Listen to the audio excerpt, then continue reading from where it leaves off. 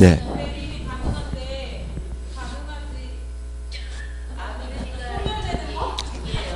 자, 이런 거예요. 그죠?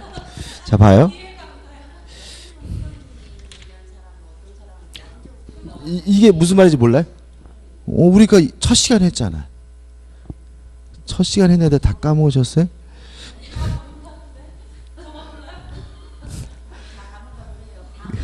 아유, 그거 있잖아. 그런 식으로 돌아가면 영원히 못해, 우리가. 그러니까 계속 돌아가면. 그죠? 저는 이런 말씀 드렸잖아요. 죽이 되든 밥이 되든 어떻게 해요? 끝까지 어떻게 해요? 다 가야 돼. 이거를 또 만약에 이쯤 왔는데 앞에 거 까먹었어요. 그럼 다시 돌아가면 맨날 앞에만 가. 맨날 앞에만 하고 있어. 그러면 안 되겠죠? 아니에요. 그러니까 이제 어떻게 해요? 지나가셔야 돼. 지나가셔야 돼. 그러니까 우리가 제가 전에 말씀드렸지만 민법은 덜 꼼꼼할 필요가 있어요.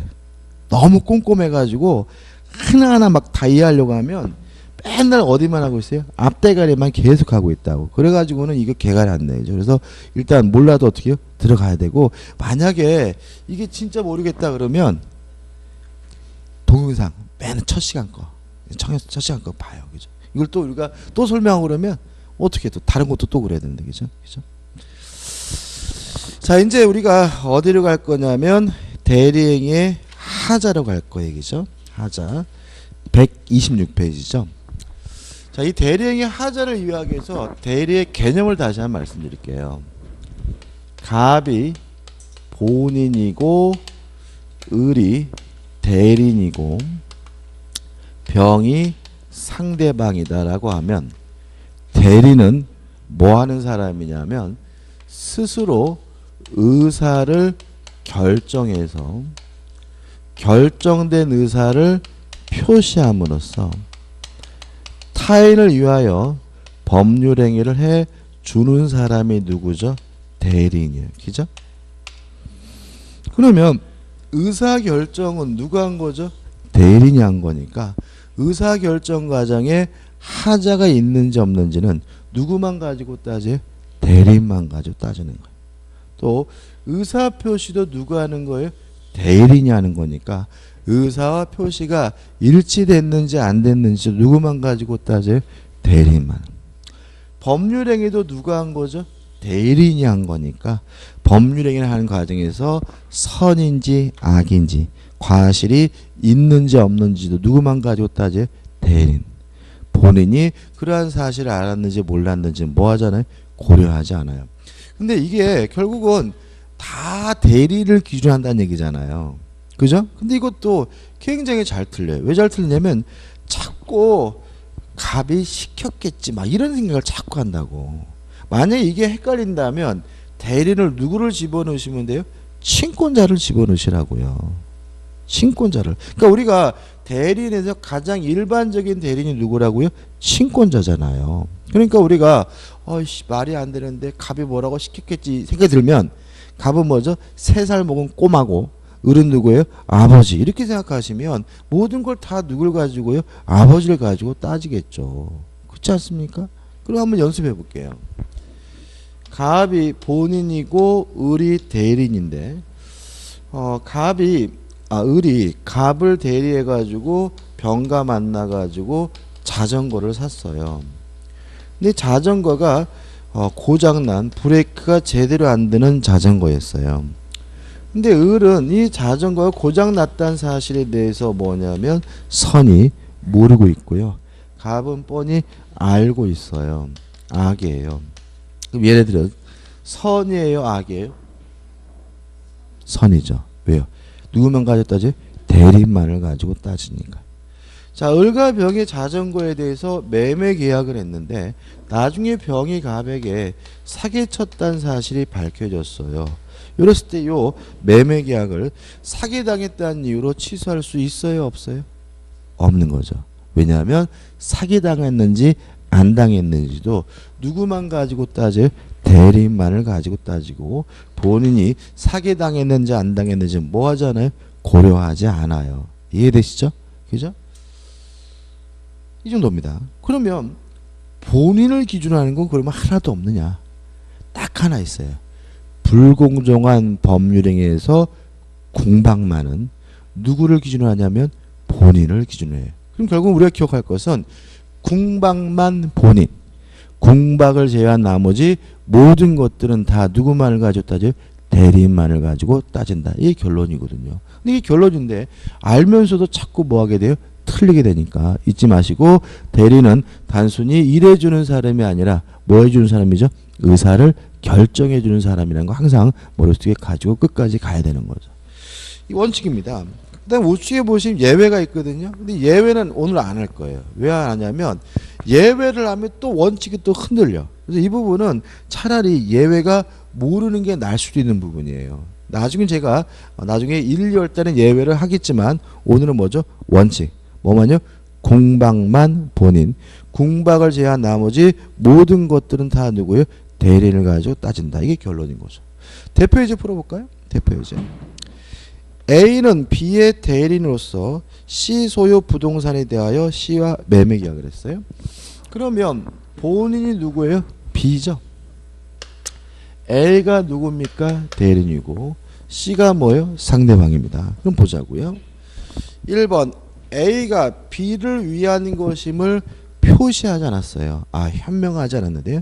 대리인으로 행위한 것임을 C가 상대방이 알 수 있었을 경우에는 상대방이 알았거나 알 수 있었으면 본인에게 효과가 기속되니까 그 효과는 B 본인에게 기속한다. 맞는 지점이죠.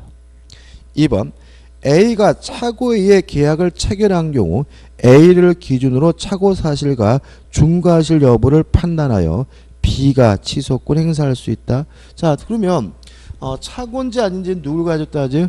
대리인을 가지고 따지죠. 취소는 누가 하는 거죠? 본인이. 왜요? 아까 했잖아요. 임의 대리는 원칙적으로 뭐가 없어요? 취소권이 없다. 임의 대리는 시킨 일을 하면 임무를 완수하면 대리권이 뭐가 돼요? 소멸되죠. 그죠?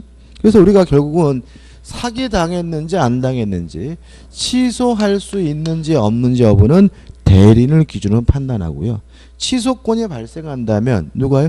본인이 취소하는 것이 원칙이기 때문에 이것도 정확히 어떻게 해요? 맞는 거죠. 3번 A가 행위 무능력자, 다시 말하면 제한 능력자인 경우에 B는 실내이익을 배상하고 C와의 계약을 취소할 수 있다. X예요. 왜냐하면 대리는 행위 능력이 필요가 없습니다. 그 말은 대리인이 행위 무능력자, 제한 능력자라 하더라도 대리 행위를 뭐 할 수 없다는 얘기예요? 취소할 수 없다는 얘기고요. 답은 뭐죠? 3번이 되는 거죠. 이해되시죠? 그죠? 4번 A가 C를 사기 또는 강박하여 계약을 체결한 경우 C는 A의 사기 또는 강박 사실에 대한 B의 선의 악의에 관계없이 B에 대해 취소권 행사할 수 있다. 맞나요? 자 이건 어떤 문제냐면 사기 쳤는지 안 쳤는지도 누구만 가지고 따져요? 대리인. 따라서 대리인이 사기를 쳤다면 본인이 알든 모르든 상관없이 뭐 할 수 있는 거예요? 취소할 수 있는 거예요. 그죠? 다시 말하면 사기 당한 것뿐만 아니라 사기 쳤는지 안 쳤는지도 누구만 가지고 따져요? 대리인만을 가지고 따지고요. 본인이 그 사실을 알았는지 몰랐는지 뭐 하잖아요? 고려하지 않아요. 다시 한번 읽어볼게요. A가 C를 사기 또는 강박하여 계약을 체결한 경우 C는 A의 사기 또는 강박 사실에 대한 B의 선의 악의와 관계없이 B에 대해 취소권 행사할 수 있다. 맞는 질문이죠. 5번 A가 계약 당시 부동산의 하자에 대해서 선의 무과실이에요. 그러면 과실이 있는지 없는지 선인지 악인지도 대리인만을 가지고 따지기 때문에 B는 C에 대하여 하자 담보책 물을 수 있다. 맞는 질문이고 이거 우리가 뒤에서 좀 할 건데 하자 담보책 물으려면 선이고 무과실인데 이것도 누구만 가지고 따져요? 대리인만을 가지고 따지기 때문에 맞는 질문이죠. 답은 뭐죠? 3번이 됩니다. 복잡하죠? 근데 복잡한 게 왜 복잡하냐면 3명이 등장해서 그렇잖아요. 근데 이런 거 문제를 푸실 때는 요령은 옆에다가 뭐죠? 요 정도는 좀 메모하시고 푸셔야 돼. 이렇게 메모하셔야 되고요. 이거 메모 안 하시면 자꾸 문제 지문 읽을 때마다 누가 대리인이었지 해가지고 다시 문제를 보게 되고 그러면 시간이 엄청 걸려요. 그래서 이 정도만 메모하시면 충분히 어렵지 않게 풀 수가 있습니다. 그 다음 128페이지 오시면 대리 효과 해가지고 대리인이 법률행위를 하면 누구에게 효과가 기속됩니까? 본인에게 효과가 기속됩니다.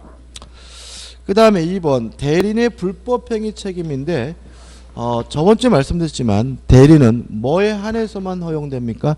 법률행위에 한해서만 대리가 허용되기 때문에 불법행위에 대해서는 대리가 허용되지 않아요. 따라서 대리인이 불법행위를 하더라도 본인이 뭘 지지 않습니까? 책임을 지지는 않습니다. 2번 본인의 능력이에요. 자, 본인의 능력은 본인은 뭐만 있으면 되냐면 권리 능력만 있으면 돼요. 의사 능력 필요가 없어요. 왜냐하면 의사를 결정하는 건 누가 하는 거예요? 대리인이 하는 거고 누가 하는 게 아니에요? 본인이 하는 게 아니잖아요. 우리가 의사 무능력자는 누굴 생각하자고요? 자빠져 자고 있는 사람. 그럼 이런 얘기죠. 대리인과 상대방이 만나서 매매 계약할 때 본인이 자빠져 자고 있더라도 뭐요? 상관이 없는 거예요. 의사결정은 본인이 하는 게 아니라 누가요? 대리인이 하는 거니까. 따라서 본인은 의사 능력도 행위 능력도 필요 없고요. 뭐이기만 하면 돼요? 사람이기만 하면 돼요. 권리 능력만 있으면 됩니다. 끝이죠. 그 다음에 이제 제5절에서 뭐가 나오죠? 복대리가 나옵니다. 자, 이런 얘기입니다.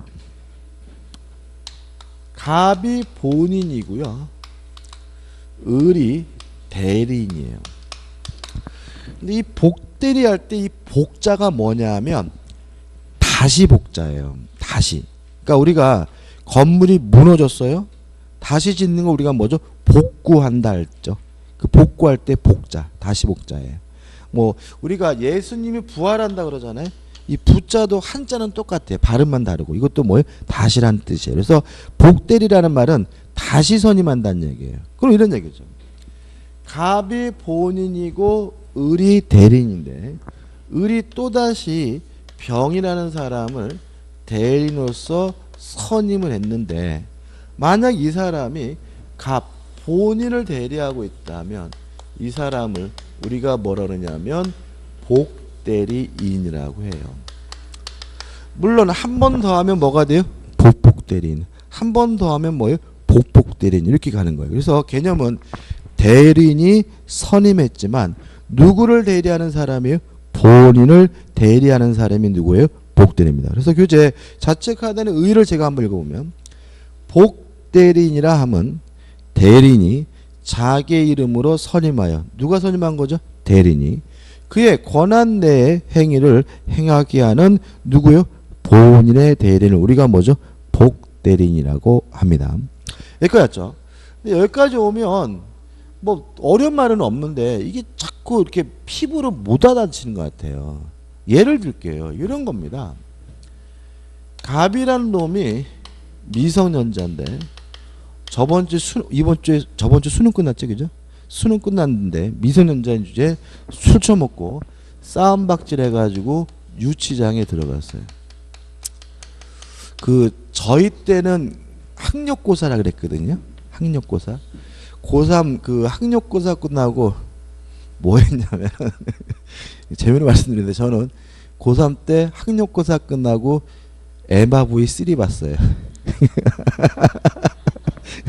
MRV3 그 MRV 김부선 씨 그 뭐죠 그 관리비 그 전상가 그 양반이 주연한 영화인데 그 MRV3가 그 19금 뭐죠 미성년자 볼 수 없는 영화였거든요. 그래가지고 이제 막 개봉하니까 이제 학교 다닐 때마다 막 보고 싶은 거예요. 근데 보고 싶은데 못 보고 있다가 이제 뭐죠 수능 끝나고 나서 뭐 이제 인생 다 산 거잖아요, 그죠? 그래가지고 집에 가가지고 옷 갈아입고 다시 모여가지고 MRV3 봤던 기억이 나요. 근데 어렸을 때 본 거 왜 이렇게 기억이 선명하죠? 그래가지고 막 그 영화 장면도 다 기억이 나거든요. 그래가지고 그 아줌마가 막 관리비 가지고 TV에 나오면 자꾸 영화가 떠오르는 거예요. 그래가지고 그 아줌마 하는 말이 집중이 안 되더라고요. 아무튼 얘가 뭐예요? 미성년자인데 술 처먹고 유치장에 들어갔어요. 그래서 아버지인 친권자가 자식이 아니라 왼수다라고 하면서도 요놈을 빼내기 위해서 병이라는 누굴요? 변호사를 선임을 했어요. 그러면 이 병은 누구를 대리해요? 갑을 대리하는 거죠. 누구를 변론해요? 갑을 변론하는 거죠. 그럼 이 사람은 누가요? 대리인이 선임했지만 누구를 대리해요? 본인을 대리하는 사람이니까 이 사람이 누가 되는 거죠? 복대리인이 되는 거죠. 이해되시죠? 이 예를 좀 생각해 하셔야 돼요. 우리 판례는 또 이런 게 있습니다. 미성년자인 갑이 토지를 가지고 있는데 요 토지가 미등기 토지예요. 등기가 안 돼 있는 토지예요. 그래서 아버지가 요 아들의 토지를 등기하기 위해서 법무사를 선임했어요. 그럼 누가 선임한 거죠? 대리인이. 물론 이 법무사가 서류를 준비해 가지고 등기를 하면 등기 명의를 취득하는 사람은 누구죠? 갑이니까 이 사람은 누구를 대리하죠? 본인을 대리하는 거죠. 복대리인이 누구라고요? 대리인이 선임을 했지만 누구를 대리합니까? 본인을 대리하는 사람이 복대리인이고, 요런 변호사 같은 거 생각해 보시면 쉽적이죠. 그죠? 근데 재밌는 건 이번에 또 그 하나그룹 그 셋째 아들인가 뭐가 또 폭력을 행사했죠. 그죠? 그죠? 그런 거 벌어지면 아마 그 회장님께서 아들을 위해서 변호사 선임하겠죠. 그죠? 만약 한다 그러면 그 복대리 아닙니다. 그거는. 왜냐하면 그 사람은 미성년자가 아니잖아요. 그러니까 미성년자가 아니니까 더 이상 아버지가 뭐는 아니에요? 친권자는 아니고요. 친권자가 아니니까 대리인이 아니니까 그 사람이 선임하더라도 그 변호사는 뭐가 될 수는 없어요? 복대리인이 될 수는 없는 거죠. 미성년자인 경우도 있고 아니면 이제 이미 대리인 경우도 있고, 아무튼 이 사람이 반드시 뭐가 돼야 돼요? 대리인이어야 하는 거죠. 그죠? 오른쪽에 보시면 법정 성질이 나오죠. 따라서 1번에서 복대리인도 뭐죠? 대리인이다. 따라서 스스로 뭘 해요? 의사를 결정하고요. 2번 복대리인은 누가요? 대리인이 선임하지만 누구를 대리하는 거죠? 본인을 대리하는 사람이다. 즉 다시 말하면 대리인의 대리인은 아니고요. 3번 복대리를 선임한다 그래서 대리인의 대리권이 뭐 되진 않아요? 소멸되진 않겠죠. 그렇죠? 그다음에 4번 복대리는 누가 선임했든지 간에 항상 뭐죠? 임의대리입니다. 자, 왜냐하면 대리인이 선임한 본인의 대리인인데 이 선임은 결국 뭘 말하는 거죠? 수권행위를 말하겠죠. 따라서 친권자 같은 법정들이 선임했더라도 개념적으로 반드시 뭐가 나오게 돼요? 수권행위가 나올 테니까 복대리는 항상 예외 없이 뭐가 되는 거죠? 임의대리인이 되는 거죠. 이해되시죠? 그죠? 그죠? 누가 선임했든지 간에 복대리는 항상 뭐라고요? 임의대리인이다. 그죠? 그 다음에 이제 복대리의 복인권과 책임해가지고 나오는데 좀 설명을 좀 드릴게요. 자, 을 대리인이 예를 들어서 임의대리인이에요. 임의대리라면 을은 원칙적으로 복대리인을 선임할 수가 없다. 복임권이 없어요. 자, 왜 그러냐면 이런 얘기죠. 갑이 을한테 네가 내 대신 대전 가서 아파트 좀 사라. 그럼 을이 임의대리잖아요. 근데 을에게 왜 대리권을 줬겠어요? 을을 신뢰해서 을의 능력을 믿어서잖아요. 근데 을이 마음대로 다른 사람을 보낸다면 갑이 뭐죠? 피해를 볼 수 있죠. 그래서 임의대리는 원칙적으로 복대리를 뭐하지 못해요? 선임하지 못하는 거예요. 근데 항상 그러느냐? 그건 아니겠죠. 본인의 승낙이 있으면 이때는 임의대리인도 복대리는 선임할 수가 있어요. 을이 갑한테 전화한 거죠. 아우 나 진짜 가기 싫거든. 침대 바깥이 위험하대. 나 집에서 굴러다닐 거거든. 그랬더니 갑이 그렇다면 네가 다른 사람 보내라 라고 본인이 뭐 승낙했다면 임의대리인도 복대리는 뭐 할 수 있어요? 선임할 수가 있는 거죠. 아니면 부득이한 사유가 있는 경우죠. 을이 뭐 교통사고를 당했다 또는 병에 걸렸다와 같은 부득이한 사유가 존재한다면 이때는 임의대리인도 복대리는 뭐 할 수 있어요? 선임할 수가 있습니다. 다시 말하면 원칙적으로 복대리는 선임할 수가 없지만 본인의 승낙이 있거나 부득이한 사유가 있으면 선임할 수 있어요. 이 부분은 법조문에서 시험 문제를 내서 법조문 읽어보자고요. 129페이지입니다. 129페이지 하단에 120점. 대리권이 법률 행위에 의하여 부여된 경우 이게 뭐죠? 임의대리인이죠. 대리는 본인의 승낙이 있거나 부득이한 사유가 있는 때가 아니면 복대리인을 뭐하지 못해요? 선임하지 못해요. 그 말은 원칙적으로 선임할 수가 없지만 본인의 승낙이 있거나 부득이한 사유가 있으면 뭐 할 수 있죠? 선임할 수가 있는 거죠. 그 다음에 넘겨보시면 이제 뭐가 나오냐면 판례들이 나오는데 판례들 여기는 의미가 없습니다. 그래서 판례를 넣어놓긴 했지만 중요하진 않고요. 바로 판례 밑에 이 복된 선임과 책임이 나옵니다. 자, 이런 문제입니다. 자, 본인의 승낙이 있거나 부득이한 사유가 존재하면 대리는 복대리는 뭐 할 수 있어요? 선임할 수가 있는데 선임을 잘해야 돼요. 만약에 선임을 잘못해가지고 병이갑에게 손해를 끼쳤다면 을은갑에게 뭘 져야 되냐면 책임을 져야 돼요. 다시 말하면 선임에 대해서 과실이 있다면 을은갑에게 뭘 져요? 책임을 집니다. 또 선임만 잘하면 안 되고요. 감독도 잘 해야 돼요. 만약에 제대로 우리 병을 감독하지 못해서 병이갑에게 손해를 끼쳤다면 을은갑에게 뭘 져요? 책임을 집니다. 다시 말하면 선임, 감독에 대해서 과실이 있으면 을은갑에게 뭘 져야 돼요? 책임을 져야 돼요. 꼭 그러냐 문제죠. 세 번째입니다. 자, 을이 갑한테 전화를 했어요. 나 가기 싫거든. 그랬더니 갑이 그러면 다른 사람을 대신 보내라 정도가 아니라 병이 참 똘똘하니까 병을 대신 보내라라고 본인이 뭐 했어요? 지명을 했어요. 그럴 수 있죠. 다시 말하면 승낙한 것을 넘어가지고 병이 참 똘똘하니까 병을 대신 보내라고 본인이 병을 뭐 했어요? 지명까지 했단 말이죠. 근데 나중에 보니까 얘가 똘똘한 게 아니라 띨띨해요.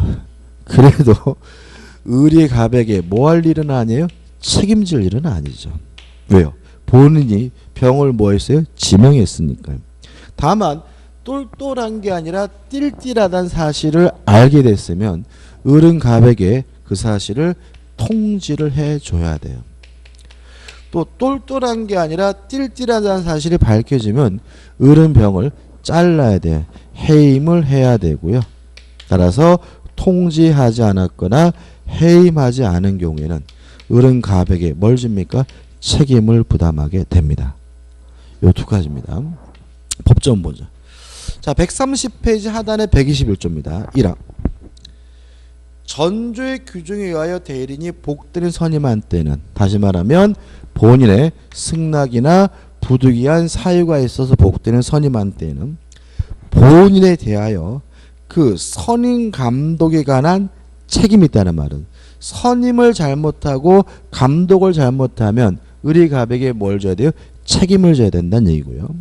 이항 대리인이 본인의 지명에 의하여 복대리인 선임한 경우에는 그 부적임 또는 불성실함을 알고 본인에게 대한 통지나 그 해임을 태만한 때가 아니면 책임이 없다는 말은 통지하지 않았거나 해임하지 않은 경우면 책임을 지고 그 외에는 뭘 지지 않습니까? 책임을 지지 않는다는 얘기니까 주의하시기 바랍니다. 이게 처음에 들으면 복잡하게 느껴져요. 근데 별로 복잡하지 않아요. 금방 극복할 수 있으니까요.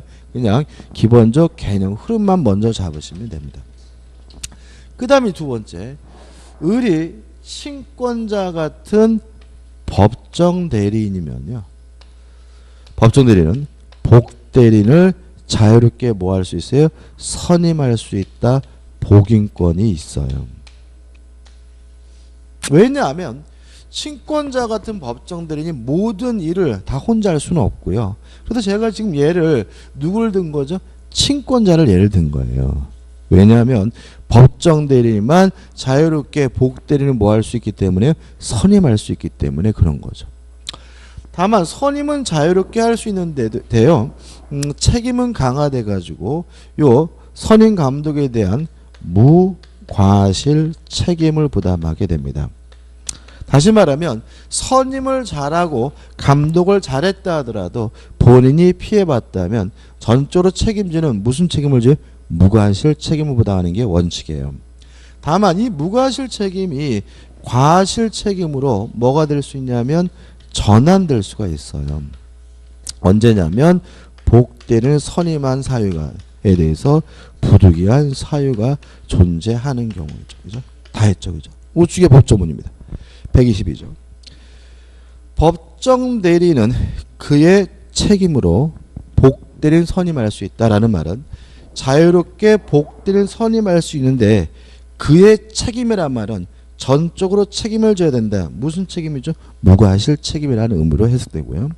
그러나 부득이한 사유로 인한 때에는 전조 제1항에 정한 책임만 있다는 말은 원래는 무과실 책임인데 부득이한 사유가 존재해서 복된 선임한 경우에는 뭐로 바뀐다는 거죠? 과실 책임으로 전환된다는 얘기예요. 자, 그럼 생각해 보자고요. 자, 친권자가 유치자인 같은 아들을 빼내기 위해서 변호사를 선임했는데 변호사가 띨팍한 짓을 하는 바람에 병이 갑에게 손해를 끼쳤어요. 그럼 이때 을이 갑에게 책임을 져야 되는데 친권자가 법정 대리인이 했다는 이유로 무과실 책임일까요? 아니면 부득이한 사유가 있다는 이유로 과실 책임일까요?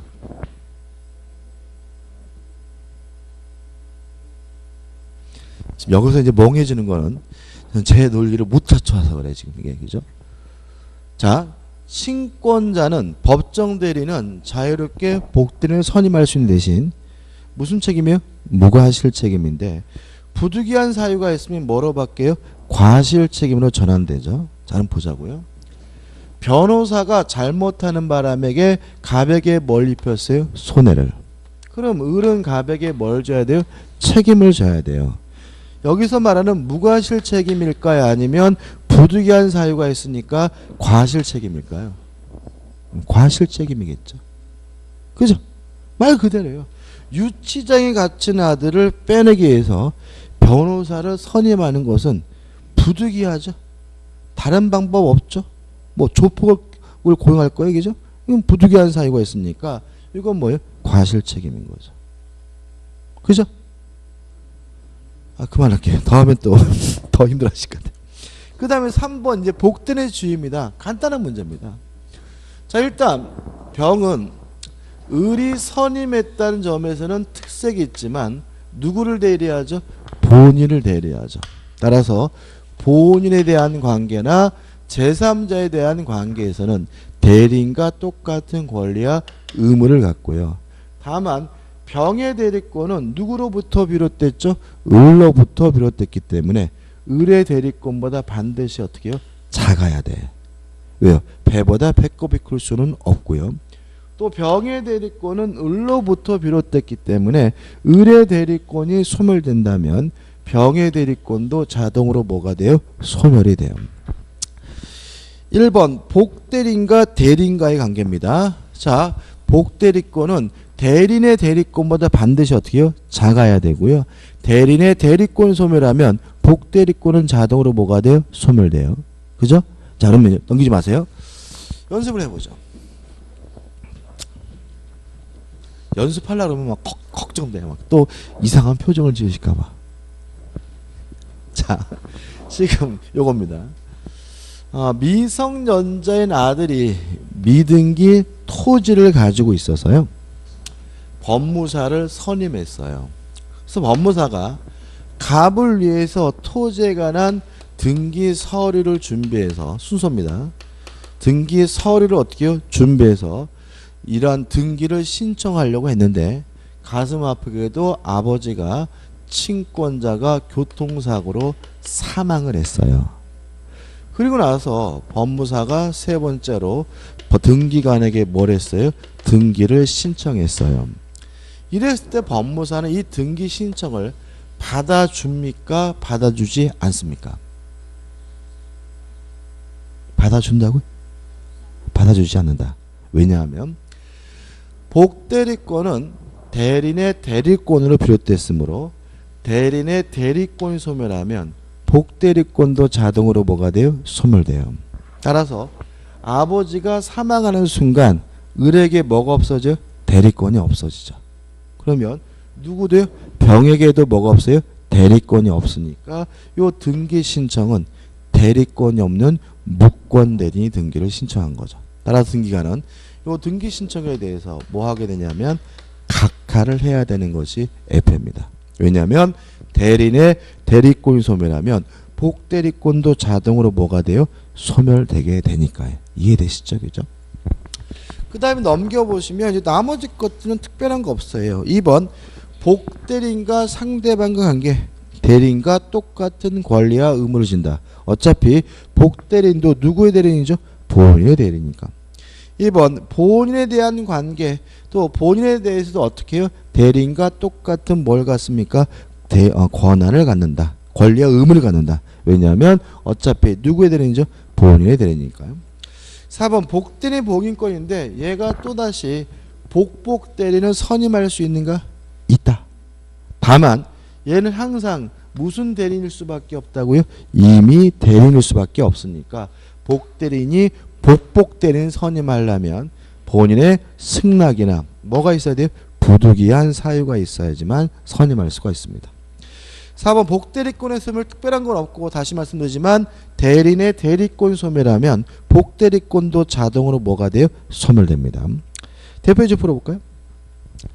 복대리에 관한 설명으로 타당하지 않은 것은 1번 법정대리는 부득이한 사유가 없어도 복대리는 선임할 수 있다. 5. 왜냐하면 법정대리는 자유롭게 복대리는 뭐 할 수 있어요? 선임할 수 있습니다.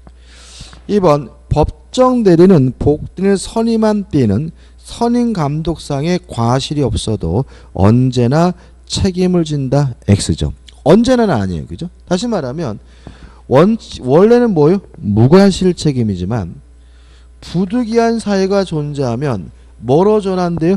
과실 책임으로 전환되니까 언제나 항상 무과실 책임이라는 2번 지문은 뭐가 돼요? X가 되는 거죠. 언제나는 아니죠. 3번 임의 대리는 부득이한 사유 또는 본인의 승낙이 있어야 복대리는 선임할 수가 있고요. 4번 복대리는 어차피 본인의 대리인과 대리인과 동일한 권리 의무를 지고요. 5번 복대리는 대리인의 대리인이 아니라 누구의 대리인입니까? 본인의 대리입니다. 끝입니다. 자 이제 우측에 이제 중요한 게 나왔죠. 무권대리가 나옵니다. 일단 우리가 무권대리는 어떤 문제가 있냐면 너무 열심히 공부해서 틀리는 분야예요. 너무 열심히 해서. 이게 무슨 말이냐면 이제 공부를 하다가 보면 여러분들 어떤 행동을 하냐면 아씨 그지같이 어렵네. 그러면 조금 이제 이해하려고 신경을 써야 되는데 자꾸 어떻게 해요? 막 자포자기지. 그래가지고 어떻게 해요? 암기 모드로 돌입합니다. 그죠? 모르니까 뭐예요? 외워요. 외우다 보니까 어떻게 해요? 지엽적인 것까지 외워요. 그러다 보니까 무권대리에 대해서 대단히 어려워하시고요. 어려워하시다 보니까 쓰잘데기 없는 이상한 판례니 뭐니 이런 거를 잔뜩 암기 모드로 돌입하거든요. 근데 우리는 공인중개사 민법이지 사법시험 민법이 아니에요. 그래서 출제하시는 분은 뭘 물어보고 싶어 하냐면 기본적인 내용을 이해하고 있는지를 물어보고 싶어 해요. 근데 우리 수험생들은 자꾸 뭘 외워적해요? 뜻도 모르는 이상한 판례들을 잔뜩 외워버리니까 문제를 풀 때 뭘 물어보는지도 모르고 어떻게 틀리는 분야가 이 무권대리 분야입니다. 여러분들 한번 생각해 보세요. 쉬운 부분은요 깊이 있게 공부해야 돼요. 어려운 부분은 기본만 하면 돼요. 이게 절대평가 시험의 공부 방법이에요. 그러니까 우리는 상대평가에 대한 시험에 너무 이렇게 몰입되어 있기 때문에 어렵고 힘든데 집중하려고 하거든요. 그게 아니에요. 왜 그러냐면 쉬운 부분은 쉬우니까 어렵게 내야 틀려주잖아요. 그러니까 어떻게 해요? 쉬운 부분은 깊이 있게 나와요. 근데 어려운 부분은 어차피 기본만 내더라도 잘 틀리니까 어려운 부분은 뭐만 내요? 기본만 내거든요. 이해되시나요? 근데 우리는 거꾸로 해. 쉬운 거는 뭐예요? 대충 날아가고 어려운 거는 그냥 동글뱅이 밑줄 그리다가 모르겠으니까 뭐죠? 판례 암기 모드. 이러다 보니까 안팎으로 다 틀리는 거예요. 그래서 무권대리 부분은 어떻게 좀 까다로운 부분일 수가 있기 때문에 뭐만 하면 돼요? 기본만. 기본만 하되 이것도 외우는 게 아니라 무엇을 의미하는지에 대한 정확한 뭐가 필요해요? 이해가 필요하고 큰 뭘 잡으셔야 되냐면 왁구를 잡으셔야 돼요. 큰 틀을. 그래서 이것도 다시 말씀드리면 오늘 우리가 이번 달은 기초 강의이기 때문에 교재 안 볼 거예요. 교재 깨알같이 안 볼 거고 뭘 잡을 거냐면 틀을 잡을 거고요. 이 틀이 실제로는 공인중개사 민법 문제의 거의 대부분이 이 틀 가지고 다 맞힐 수가 있어요. 그래서 일단 교재는 안 볼 테니까 뭘 잡자고요? 틀만 확실하게 잡았으면 좋겠어요. 자, 한번 생각해 보죠. 갑이라는 사람이 A라는 토지를 가지고 있어요. 근데 을이 지 것도 아닌데 병한테 매매 계약을 했어요. 여기서 우리가 먼저 생각해야 될 건 뭐냐면 어떻게 을이 갑의 땅을 팔아먹었을까? 이걸 생각해 봐야 돼요. 그냥 무작정 묶어서 이렇게 이러면 안 되고, 그죠? 어떻게 팔아먹냐면요. 뭐 여러 가지 다양한 방법이 있을 것 같지만 실제로는 두 가지 방법밖에 없어요. 병을 만나서 야 이거 갑 앞에 등기됐지만 실은 내 거야. 다시 말하면 자신의 소유로 하고 하면서 병한테 팔아먹을 수가 있고요. 그죠? 그렇지만 안 사잖아요. 아니면 값게 맞는데 내가 대리인이야. 대리인이라고 현명을 하면서 팔아먹을 수가 있어요. 다른 방법 없습니다. 솔직히죠. 내 땅이야 라고 팔든지 아니면 값게 맞는데 내가 뭐예요? 대리인이야 라고 팔든지 둘 중에 한 가지 방법이 있고요. 만약에 대리인이라고 현명을 했는데 실제로 을에게 대리권이 있다면 이게 뭐냐면 유권 대리인 거고요. 실제로 을에게 대리권이 없다면 이게 뭐가 되는 거예요? 무권 대리인 거예요. 그래서 무권 대리 의의가 나온 겁니다. 무권 대리란 뭐냐면 대리인이라고 현명을 했지만 대리권이 없는 게 뭐예요? 무권 대리예요. 무권 대리가 되려면 반드시 대리인으로서 뭘 해야 돼요? 현명을 해야 돼요. 이게 개념적으로 굉장히 중요합니다. 만약에 대리인이라고 현명하지 않고 자기 것처럼 해서 팔아먹었으면 이거는 무권 대리가 아니라 그냥 남의 물건을 팔아먹은 것이기 때문에 타인 소유물에 뭐가 되냐면 매매가 돼요. 굉장히 중요합니다. 이 얘기죠. 왜냐하면 여기서 이걸 정리를 안 하면 나중에 막 남의 물건을 팔아먹는 게 다 뭐로 들어와 버리냐면 무권 대리로 들어와 가지고요. 막 괜히 막 흐트러져 버려요. 자, 무권 대리는 뭐라고요? 대리인이라고 현명을 했지만 대리권이 없는 게 뭐죠? 무권 대리입니다. 현명하지 않고 자신의 소유라고 해서 팔아먹은 거는 단순한 뭐예요? 남의 물건을 팔아먹은 거예요. 타인 소유물의 매매이지 뭐하고는 상관이 없어요? 무권 대리하고는 상관이 없습니다. 끝이죠. 자, 이제 이 무권 대리가 둘로 나뉘어요. 첫째, 협의 좁은 의미의 무권 대리와 그 다음에 표현 대리라는 것으로 나뉩니다. 일단 둘 다 무권 대리인데 뭐가 다르냐 하면요. 누가 원칙적으로 책임을 지는지가 달라요. 만약에 무권 대리인이 원칙적으로 책임을 부담하는 거라면 이게 뭐가 돼요? 협의의 무권 대리가 되고요. 만약에 을에게 대리권이 없는데도 불구하고 본인이 책임을 부담한다면 이게 뭐가 되는 거죠? 표현 대리가 되는 거예요. 자, 그러면 둘 중에 뭐가 원칙일까요? 협의 무권 대리가 원칙일까요? 표현 대리가 원칙일까요? 뭐가 원칙이죠? 뭐가 원칙이었어요? 상식적으로 협의 무권 대리가 원칙이겠죠? 그죠? 왜냐하면 생각해 보세요. 자, 을과 병이 만나가지고 요 매매계약 효과가 갑에게 발생하려면 을에게 뭐가 있어야 돼요? 대리권이 있어야죠. 근데 을에게 뭐가 없어요?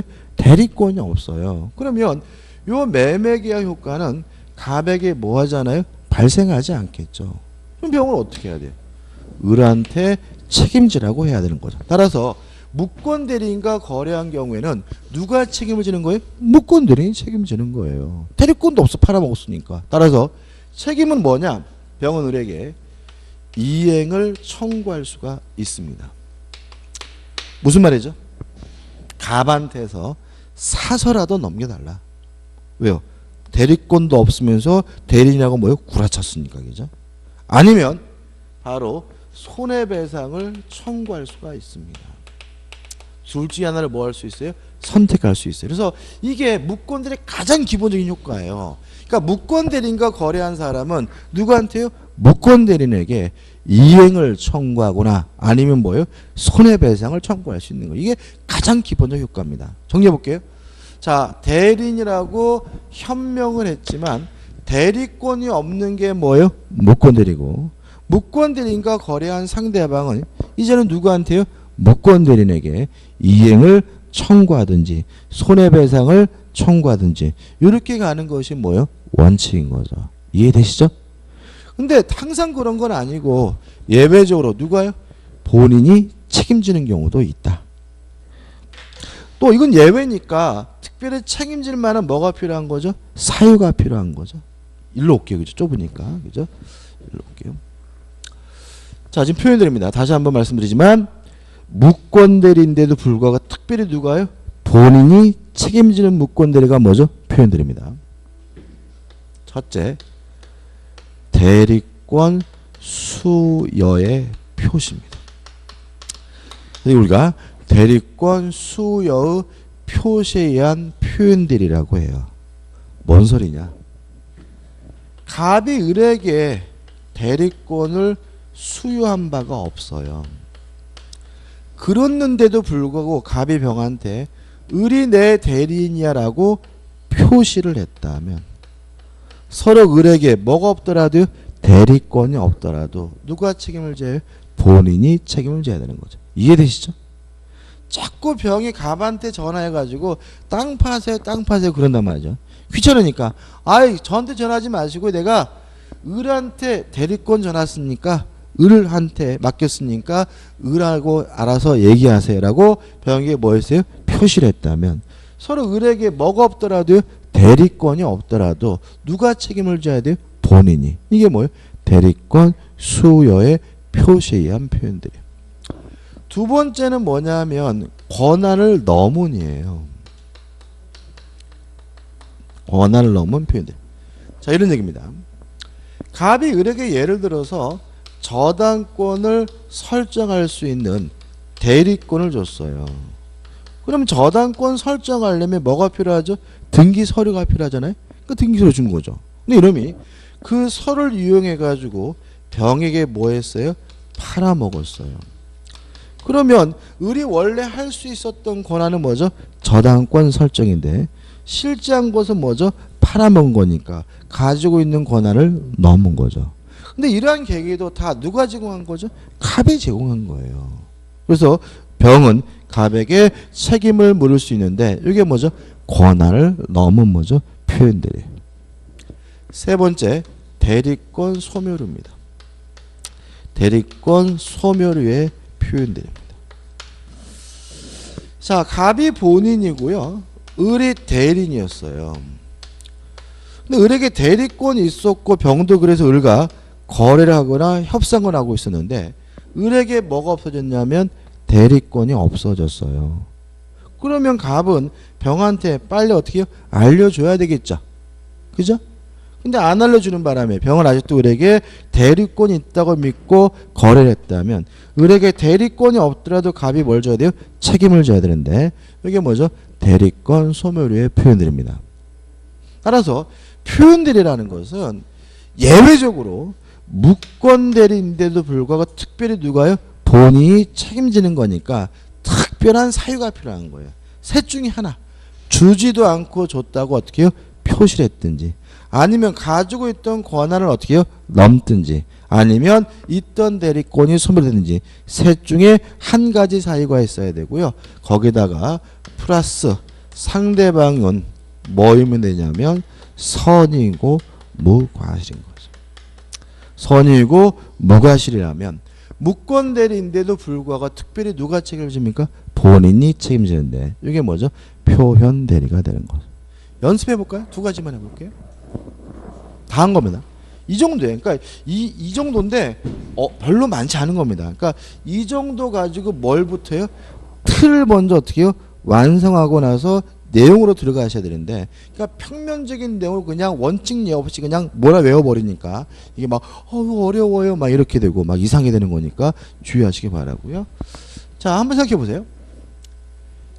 갑이 을에게 인감 도장이죠, 그죠? 임감 도장을 줬어요. 도장을 줬더니 을이 병한테 갑의 아파트를 팔아먹었어요. 표현들이 성립돼요, 안 돼요? 표현들이 성립됩니까, 안 됩니까? 자, 그러면 멍하잖아요. 멍하지 말고 셋 중에 한 가지 사유가 있어야 되잖아요, 그죠? 자, 갑이 병에게 뭔가를 표시했나요? 뭘 표시해요? 얘한테 준 게 아니잖아요. 그죠? 얘한테 아무 소리 안 했는데 표시 안 했죠? 그죠? 그 다음에 두 번째, 을이 아유, 웃으시는 게 좋아. 이렇게 유쾌해야 돼. 자꾸 여기서 막 똥 씹혀주는 이러면 재미없어, 그죠? 그죠? 그 다음에 을이 뭔가 권한이 있는데 넘은 건가요? 뭔 권한이 있어? 그냥 도장 준 건데 권한 없어요? 그죠?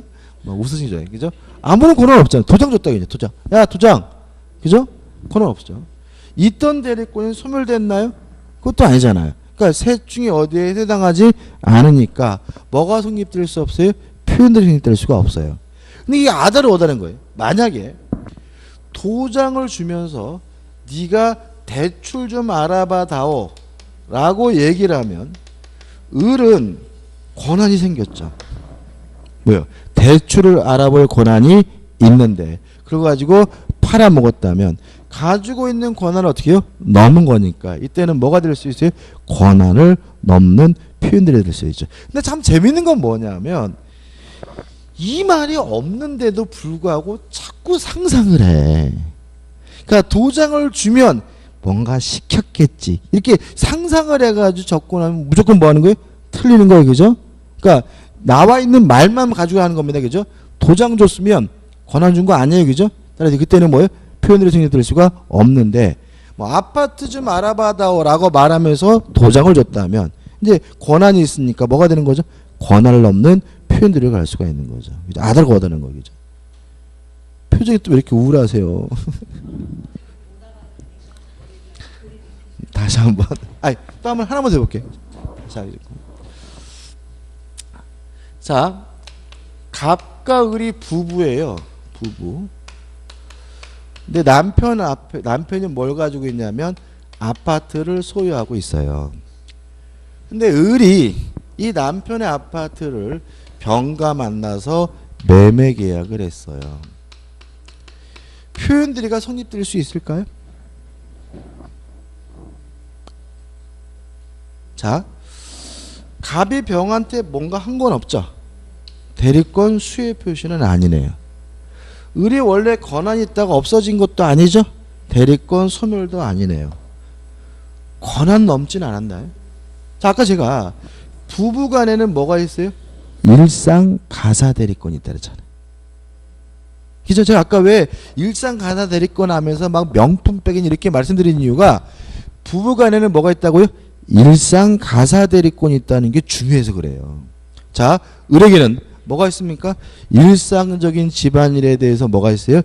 대리권이 있는데 아파트를 팔아먹는 것은 일상적인 집안일이 될 수는 없는 거죠. 그러면 가지고 있는 권한을 어떻게 해요? 넘었으니까 요 매매는 권한을 넘는 표현들이가 뭐 될 수 있는 거예요? 성립될 수가 있는 거예요. 이해되시죠? 그죠? 부부는 뭐가 있습니까? 일상 가사 대리권이 있어요. 근데 실무적으로는 문제는 권한을 넘었다 하더라도 상대방은 뭐 해야 돼요? 선이고 뭐 해야 돼요? 무과하셔야 되겠죠? 그러면 이런 거 이렇게 됩니다. 이제 을이 서로 다 갖춰서 왔겠죠, 그죠? 갖춰서 오더라도 병원 을한테 물어봐야 되는 거예요. 아니 왜 남편분은 안 오시고 혼자 오셨어요? 라고 물어봐야 되는 거죠. 그때 을이 그 인간 술 처먹고 자빠져 자고 있어요. 그러면 눈치 까야 되는 거기서. 그래서 갑한테 어떻게 해요? 전화라도 한번 해봐야 돼. 안 해봤다. 확인 안 한 거죠? 과실이죠. 그죠? 확인 안 해봤습니다. 그럼 뭐예요? 표현들의 성립될 수는 없어요. 무슨 아시겠죠? 그죠? 그래서 항상 상대방은 선이고 무과실한 말은 일단 뭘 해봐야 돼요? 확인을 해봐야 돼요. 만약에 확인을 안 했다면 그것은 뭐가 아니에요? 무과실이 아니기 때문에 그때는 뭐가 안 될 수도 있어요? 표현들이가 안 될 수도 있는 거예요. 그죠? 여기까지입니다. 그죠? 그래서 무권대리 가지고 협의의 무권대리 표현들이 이렇게 나와 있는데 추인 나와 있는데 일단 이것만 하면 또 좀 너무 서운한데 좀만 더 볼게요. 교재 좀 보겠습니다. 너무 서운해서 다시 한번. 자, 지금 우리 이제 뭐부터 볼 거냐면 협의의 무권대리 볼 거예요. 그죠? 조금 어려울 수 있는데 그냥 들으시는 거 적을 필요도 없어요. 지금은. 자, 보죠. 갑이 A라는 토지를 가지고 있는데 을이 대리권도 없으면서 대리인하고 현명을 해가지고 병가 뭘 했어요? 매매 계약을 하면 요 을이 뭐죠? 무권 대리인인 거죠. 일단 가장 기본적인 것은 을에게 대리권이 없기 때문에 갑에게는 뭐가 없는 거예요? 효과가 없는 거죠. 따라서 상대방인 병은 누구한테요? 을한테 이행을 청구하거나 뭐 할 수 있습니까? 손해배상을 청구할 수가 있습니다. 이게 가장 뭐죠? 기본적인 효과예요. 그래서 갑의 입장에서는 뭐 할 바가 없어요? 신경 쓸 바가 없어요. 그냥 갑은 강 건너 불구경하면 돼.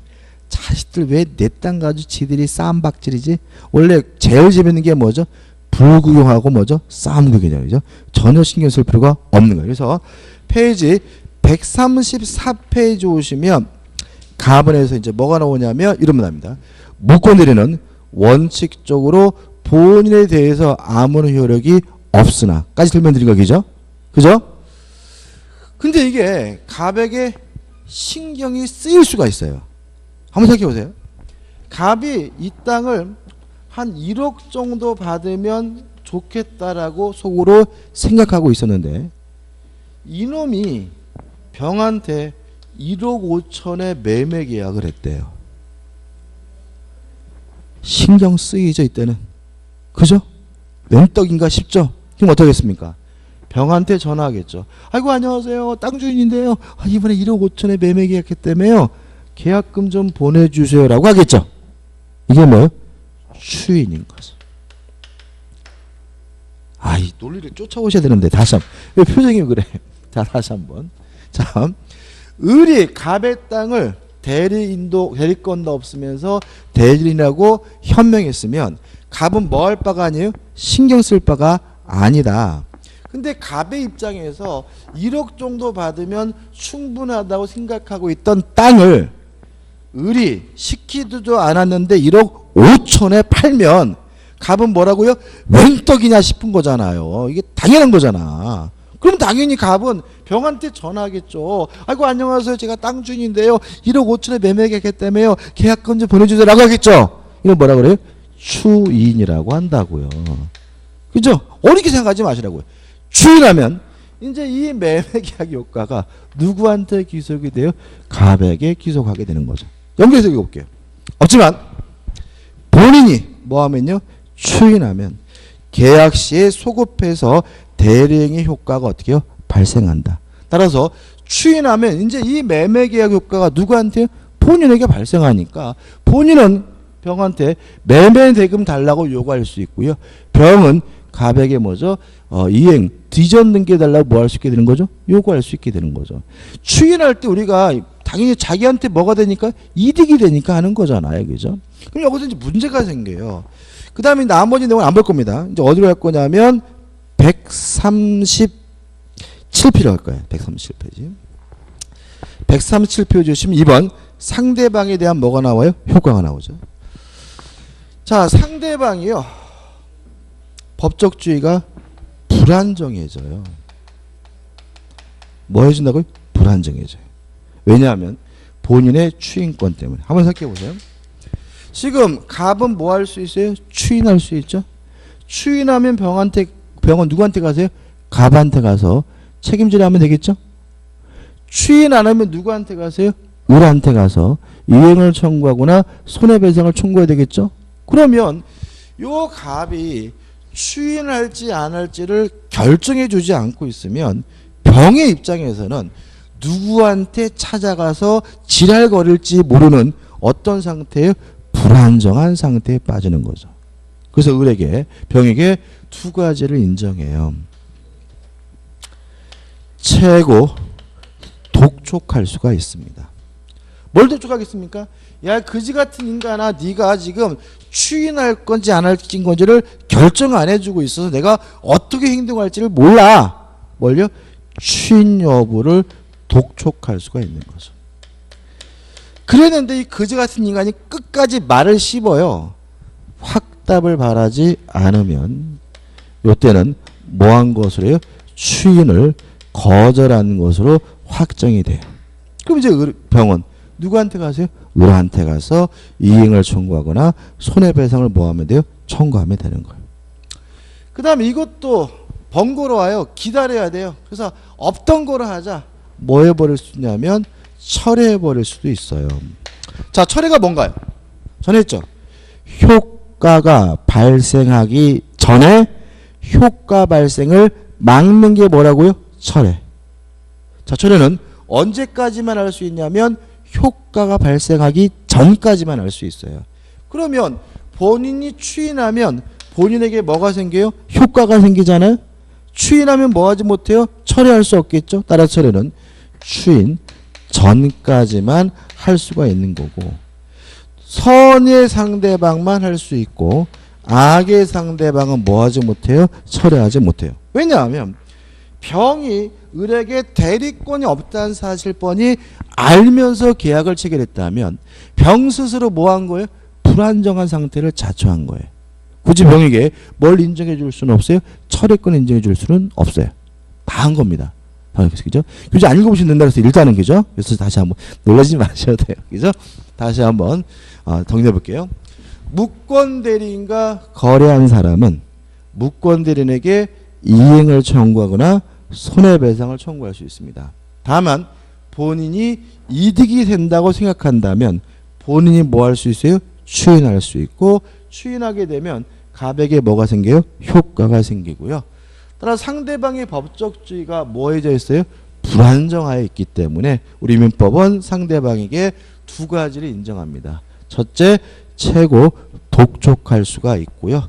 두 번째, 철회할 수 있는데 최고했는데도 불구하고 말을 씹으면 확답을 바라지 않으면 뭐 한 것으로 봐요? 추인을 거절한 것으로 간주가 되고, 철회는 언제까지 할 수 있습니까? 추인 전까지. 누구만요? 선의 상대방만 할 수 있고 악의 상대방을 할 수가 없어요. 까지 왔죠, 그죠? 그 다음에 지금부터 이제 뭐예요? 뭐죠? 약간 이제 뭐죠? 불혹. 이게 재미로 들으세요. 자, 본인이 추인하게 되면, 재미로 듣는 건 시험에도 나오구나. 추인하게 되면 이제 갑과 을 간의 관계는 사무관리가 됩니다. 본인이 뭐 하면요? 추인하면 갑과 을의 관계는 사무관리가 되는데, 사무관리라는 말은 뭐냐면 법적 의무 없이 타인의 사무를 처리해 주는 것을 우리가 뭐죠? 사무관리라고 합니다. 사무관리 개념도 중요한데, 자, 이런 문제입니다. 옆집에서 아침에 와서 안녕하세요. 아이고 날씨 추운데 우리는 호주로 여행 가는데 하면서 한 달 동안 여행 간다고 염전 지르고 갔어요. 그죠? 이런 그제 같은 인간 비행기나 떨어져요. 너무 심한가? 아무튼 그런데 다음날 보니까 그 인간 집 마당에 수도가 터졌어요. 처음에는 뭐죠? 꽃이었어. 아이고 꽃이다 했는데 며칠 지나니까 이게 아닌 것 같아. 그래서 제가 담을 넘어 들어가서 수도를 수리해 줬어요. 이게 뭐예요? 사무관리예요. 왜냐하면 저는 옆집 수도를 수리해 줄 뭐는 없는 거죠? 법적인 의무는 없는 거죠. 그죠? 그런데도 불구하고 옆집의 수도를 뭐예요? 수리해줬다면 법적 의무 없이 타인의 사무를 뭐 한 거예요? 처리한 거니까 이게 뭐죠? 사무관리. 그럼 보자고요. 지금 갑이 웬 떡인가 싶어서 추인하게 되면 결국 을은 갑의 땅을 팔아줄 뭐가 없어요? 법적 의무가 없는데도 불구하고 갑의 땅을 얼마에 팔아줬어요? 1억 5천에 팔아줬으니까 결국 을 행위는 뭐가 돼요? 사무관리가 되는 거죠. 이해되시나요? 그죠? 다시 한번요. 본인이 추인하면 본인과 무권대리 사례의 관계는 뭐죠? 사무관리가 됩니다. 그럼 이제 이 사례를 이해할 수 있어요. 그죠? 이제 무권대리의 최종판입니다. 그죠? 최종판. 자, 갑이라는 사람이요. 시장에다가 리아카를 넣고 뭘 파냐면 예를 들어서 생선을 팔고 있고요. 을은 옆에서 리어커를 넣고 뭘 팔고 있냐면 야채를 팔고 있다라고 가정을 해볼게요. 근데 갑이 아침에 먹은 게 이상해가지고 응아가 말해가지고 화장실에 갔어요. 화장실에 가서 열심히 뭐죠? 힘을 주고 있는데 병 손님이 나타나서 생선을 어떻게 해요? 만지작 해요. 그래서 을이 그런 거죠. 갑한테. 아줌마 생선 좋아요. 가져가세요. 라고 했더니 병이 을한테 아줌마는 야채 파시는 분 아닌가요? 라고 했더니 아, 갑이 잠깐 화장실 가면서 저한테 봐달라고 했어요. 라는 말은 대리로서 을이 뭐 한 거예요? 현명한 거죠. 그죠? 그렇지만 갑이 을에게 봐달라고 부탁한 것은 없으니까 을에게 뭐가 없어요? 대리권이 없는 거죠. 그러니까 을은 뭐예요? 무권대리인 거예요. 이해되시죠? 이게 무권대리인 거예요. 그죠? 어렵게 생각하지 마시라고. 그래서 을이 요 병에게 생선을 어떻게 해요? 팔았어요. 그리고 나서 이제 갑이 어떻게 해요? 화장실 갔다 와서 생선이 없는 거죠. 개똥이 엄마 생선이 비네. 내가 아까 손님 왔길래 팔았어. 그랬더니 갑이 어떻게 해요? 잘했어. 뭐 한 거죠? 추인한 거죠. 그죠? 추인하면 결과적으로 을은 갑의 생선을 뭐 할 의무가 없어요? 팔아줄 의무가 없는데 팔아줬으니까 갑과 을의 관계는 뭐가 되는 거예요? 사무관리가 되는 거죠. 이해되시죠? 그죠? 좀 더 볼까요? 자, 생선가격이 예를 들어서 5,000원이에요. 5,000원. 5,000원인데 을이 5,000원을 정확하게 받고 팔았어요. 그런 경우도 있고 아니면 생선값을 잘 몰라가지고 3,000원만 받은 경우도 있을 것이고 아니면 수완이 좋아서 5,000원짜리를 뭐죠? 10,000원에 팔았어요. 그러면 이 5,000원은 을이 갑에게 줘야 되겠죠. 그죠? 생선값 5,000원 받았어요 하고 줘야 돼요. 왜냐하면 부당이득으로서 돌려줘야 되는 거죠. 그죠? 3,000원 받고 팔았어요. 그랬을 때 3,000원만 돌려줘야 되나요? 아니면 자기 돈 2,000원 붙여서 5,000원 줘야 되나요? 예, 자기 돈 2,000원 붙여서 뭐죠? 5,000원 줘야 돼요. 왜냐하면 요 3,000원은 원인 없는 이득 부당이득을 갑에게 돌려줘야 되고요. 2,000원은 불법행위를 원인으로 뭘 해줘야 되냐면 손해배상을 해줘야 돼요. 불법행위가 뭐였죠? 고의나 과실로 타인에게 뭐죠? 손해를 입히는 게 불법행위죠. 그러면 을의 과실로 5,000원짜리를 3,000원에 팔았다면 을의 과실로 갑이 뭐죠? 손해 입은 거잖아요. 따라서 받은 돈 3,000원에다가 자기 돈 뭐죠? 2,000원 붙여서 갑에게 5,000원 줘야 돼요. 이 법의 태도에. 마지막으로 10,000원 받았어요. 10,000원을 다 줘야 돼요? 5,000원만 줘야 돼요? 예, 10,000원을 다 줘야 된다는 것이 우리 민법의 태도입니다. 남의 일 껴들지 맙시다. 그잖아요. 껴들어봤자 손해보면 뭐죠? 내 돈 나고 잘된 곳도 뭐죠? 다 줘야 되잖아요. 이게 왜 그러냐면 우리가 배우고 있는 이 민법은 우리가 만든 법이 아니라 독일 놈들이 만든 법이에요. 독일 놈들이 만든 법을 우리는 번역해서 쓰고 있는 수준입니다. 그래서 독일 놈들의 뭐가 반영되어 있냐면 민족성이 발현되어 있어요. 걔네들은 좋은 일이라 하더라도 누가 자기를 껴드는 것을 굉장히 싫어하는 민족입니다. 우리는 안 그렇죠. 우리 정서는 어떻게 해요? 참견해야죠, 그죠? 도와줘야죠, 그죠? 우리 정서는. 왜? 우리는 좋은 게 좋은 민족이고 상부상조를 추구하는 민족이니. 그래서 저는 개인적으로 요번에 든 민법이 좀 개정될 부분이 있어요. 근데 우리 정서에 맞지는 않아요. 그래서 우리가 공부하다가 야 이거 너무하네라고 생각할 때는 우리 정서가 아니라 뭐죠? 독일 놈들의 정서가 반영되어 있으니까 좀 조심하시기 바라요. 그리고 법적으로는 남의 일 껴드는 것이 아닙니다. 그러니까 우리가 계속해서 옛날에는 남의 일 잘 껴들었잖아. 근데 요즘 와가지고는 어떻게 해요? 야, 이게 껴들면 안 되겠구나는 걸 자꾸 느끼게 되는데 왜 그러냐면 법이 독일 놈들이 만든 법을 우리가 쓰고 있기 때문에 남 일 껴들다가 일이 잘못되면 다 누구예요? 껴든 사람만 톱밥수로 되어 있어요. 조심하셔야 되고. 그래서 독일은요. 남편이 퇴근하고 설거지 해주면 혼나요. 왜냐하면 남의 일을 껴든 거니까. 무슨 말 아시겠어요? 그러니까 그 설거지하고 해야 될 일은 뭐죠? 부인의 뭐요? 일인 거예요. 그래서 일이고 아무리 지가 힘들다 하더라도 남이 뭐죠? 껴들면 안 돼. 그래가지고 남편이 설거지거나 그러면 집에서 쫓겨나요. 그래서 절대로 설거지 해주면 안 돼. 걔들 정서가. 대단하죠, 그죠? 근데 걔네들 그러면 뭐 와 남자 좋은 거 없고. 근데 만약에 거꾸로 여자분이 뭐죠? 사회활동을 하고 남자가 집에 있으면 여자분은 집에 와서 설거지하면 안 돼요. 남자가 다 해. 그리고 애도 그때는 남자가 다 키워요. 그래서 만약에 여자분이 사회생활하고 남자가 집에 있어서 남자분이 애를 보고 있으면 애를 키우면 여자분은 남자분의 유아에 대해서 간섭하면 안 돼요. 뭐 젖꼭지를 그렇게 하면 안 된다는 등, 뭐 젖꼭지를 그렇게 끓이면 안 된다는 이거 절대로 하면 안 돼. 왜냐면 걔네들은 뭐죠? 내 일을 뭐죠? 침범한다고 봐가지고 이혼각으로 가요. 그 다음에 만약에 맞벌이 하잖아요. 맞벌이 하면 딱 합의하에 반씩해요. 딱 합의하에. 근데 우리는 어떻게 해요? 막이 섞여 있잖아. 남편이 실직해서 집에 있어도 부인은 어떻게 해요? 퇴근하면서 막 장 봐가지고 막 집에 가가지고 밥 해주고 막 이러다 보니까 좀 약간 문제가 있는데 아무튼 독일의 민주성이 반영되어 있습니다. 여기까지고 교재는 일단 보지 않으셔도 되고요. 좀 쉬었다가 이제 우리 어디로 갈 거냐면 무효와 취소로 갈 겁니다.